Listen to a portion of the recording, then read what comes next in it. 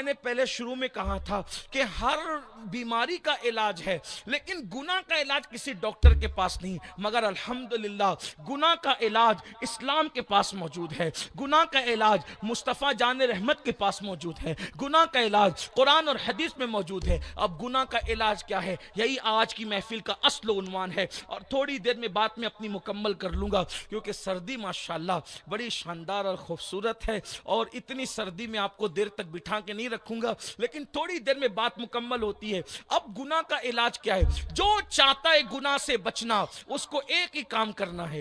گناہ کا علاج کیا ہے؟ گناہ کا گویا انجیکشن کیا ہے؟ گناہ کی دوا کیا ہے؟ گناہ کا علاج کیا ہے؟ گناہ کا علاج ایک ہے، قرآن میں میرا اللہ فرماتا ہے ان الصلاۃ تنہا عن الفحشاء والمنکر، بے شک نماز ہر برائی سے اور بے حیائی سے روک دیتی ہے۔ یعنی اگر تم نماز پڑھو گے تو خود بخود گناہوں سے رکتے چلے جاؤ گے۔ نماز کی برکت سے آدمی کے دل میں گناہ کی نفرت پیدا ہوتی ہے۔ ارے نماز تو بہت بڑی بات ہے، اگر آپ صرف ہمیشہ باوضو رہنے لگے تو آپ کا دل چمکنے لگتا ہے، آپ کے دل میں انوار برسنے لگتے ہیں۔ باوضو رہنے کی برکت یہ ہے تو نماز کی برکت کیا ہوگی؟ میرے آقا علیہ السلام فرماتے ہیں جو وضو کے اندر ہے وہ اللہ کے قلعے میں محفوظ ہے۔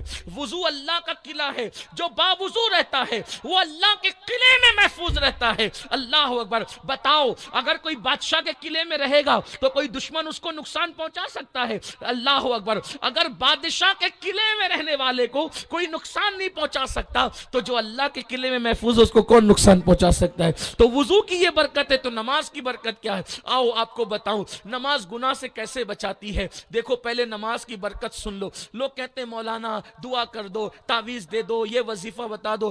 اس سے بڑا کوئی وظیفہ، نماز سے بڑا وظیفہ کوئی نہیں، نماز سے بڑی برکت والی کوئی عبادت نہیں، نماز سے افضل کوئی عبادت نہیں۔ نماز افضل العبادات، نماز اشرف العبادات، نماز اللہ اکبر کیسی عبادت ہے، معراج المومنین ہے۔ نماز پڑھنے سے چہرہ منور ہوتا ہے، نماز پڑھنے سے روزی میں برکت ہوتی ہے، نماز پڑھنے سے گناہ سے نفرت ہوتی ہے، نماز پڑھنے سے جسمانی بیماریاں ختم ہوتی ہے، نماز پڑھنے سے اولاد فرما بردار ہوتی ہے، نماز پڑھنے سے اللہ اکبر گھر میں رونق آتی ہے، نماز پڑھنے سے اللہ اکبر انسان کے لیے لوگوں کے دلوں میں محبت پیدا ہوتی ہے، لوگوں کے دلوں میں پیار پیدا ہوتا ہے۔ نماز پڑھنے سے دشمن بھی دوست بنتے ہیں، نماز پڑھنے سے بری نظر کا اثر لوگوں پہ نہیں ہوتا۔ نماز کی برکت یہ ہے کہ اللہ اکبر جب نماز پڑھنے والا نماز پڑھتا ہے تو جب اس کو موت آئے گی تو اتنی آسانی سے موت آئے گی۔ نمازی کو موت اتنی آسانی سے آتی ہے جیسے دودھ پیتا بچہ ماں کا دودھ پیتے پیتے سو جاتا ہے اور اس کے منہ سے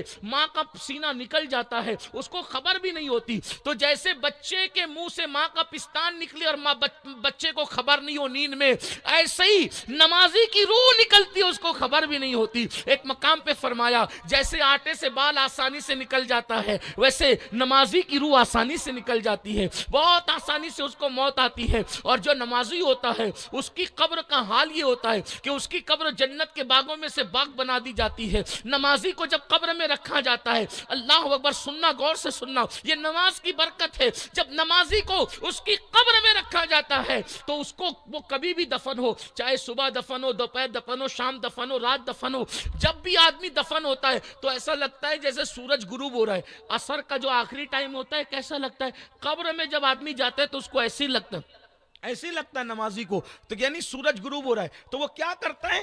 وہ فرشتے آتے ہیں، منکر نکیر، دو فرشتے ہیں، وہ جو سوال کرتے ہیں منکر نکیر، تو وہ جیسے ہی اٹھتا ہے، وہ نماز کی عادت ہوتی ہے تو وہ کہتا ہے ارے میری نماز جا رہی ہے، عصر کا ٹائم جا رہا ہے، پہلے بعد میں بات کریں گے، پہلے نماز پڑھنے دو۔ تو یعنی کہ قبر میں جب وہ یہ منظر دیکھتا ہے سورج غروب ہونے کا اور نماز کا سچا پابند ہوتا ہے، ریاکار نہیں ہوتا، تو اس کو ایسا لگتا ہے میں نے تو ابھی نماز نہیں پڑھی، میں اس ہنگامے سے نکل کے آیا، تو کہتے ہیں ارے بعد میں بات کریں گے، پہلے نماز پڑھنے دو۔ جیسے یہ نماز کے لیے کھڑا ہونا چاہتا ہے، دونوں کہتے ہیں ہمارا کام کیا، اس نے تو ہمارے سارے سوالوں کا جواب ایک جملے میں دے دیا۔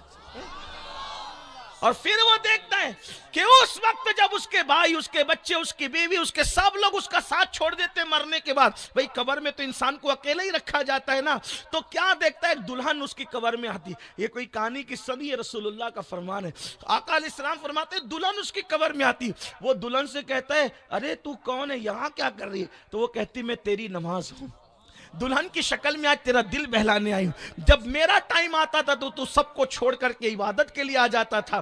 آج تجھے سب نے چھوڑ دیا تو میں تیرا دل بہلانے کے لیے آئی ہوں. اب قیامت تک یہی تیرے ساتھ رہوں گی. میرے آقا فرماتے ہیں نمازی کے لیے نماز پل صراط پر نور ہوتی ہے، نور. اور جو نماز نہ پڑھے پھر تو اس کے لیے بڑی نقصان ہے، بڑی تکلیف.